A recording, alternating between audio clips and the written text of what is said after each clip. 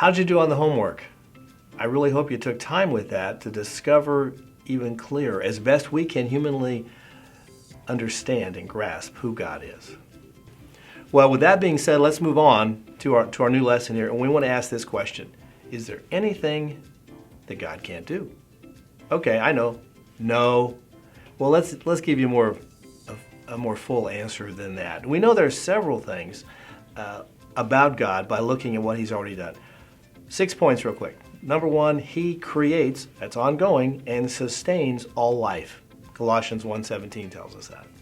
Number two in Ephesians, He is, present tense, executing His eternal plan.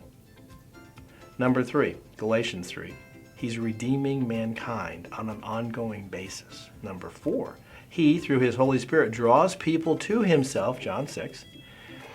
Number five, He disciplines His children out of love for them. The writer of Hebrews tells us that in chapter 12. And lastly, we know that in Revelation 20, He will judge the world.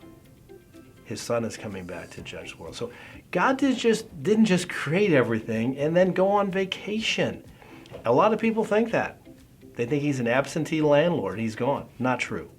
He is very active. Hard for us to grasp in life oftentimes, especially when bad things happen. Well, if He's sovereign, if He's in control, why did this happen, or why the consequences to man's sin might be a reason? We have to trust God in everything. So back to the question, is there anything that God can't do? Jeremiah 32 tells us, O sovereign Lord, you made the heavens and the earth by your strong hand and powerful arm. Nothing is too hard for you. So, God can do anything. But you know, it's interesting to think about this from a different perspective.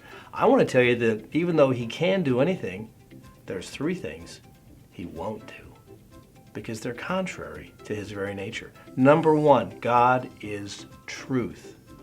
Therefore, He won't lie. That's what Titus 1:2 tells us. Number two, God is holy. He has no sin, and He won't ever sin. Number three, He is just, which means He won't overlook sin either. Oops, that's a problem for us because we're sinful. Thankfully, though, out of love, He provided a remedy. He sent His Son to pay the penalty and provide a path of forgiveness for us. So He can do anything. There's nothing He can't do. Does He change? Have you ever heard the word immutable? It means unchanging. Well, God is immutable. He can't change. Malachi 3:6 says, God says, I am the Lord and I do not change. You heard it from Him direct. Psalm 33, but the Lord's plans stand firm forever. His intentions can never be shaken. We do know this, times will change, but God does not. That's key. Because we always want to think, well, this situation means it has to be different than before.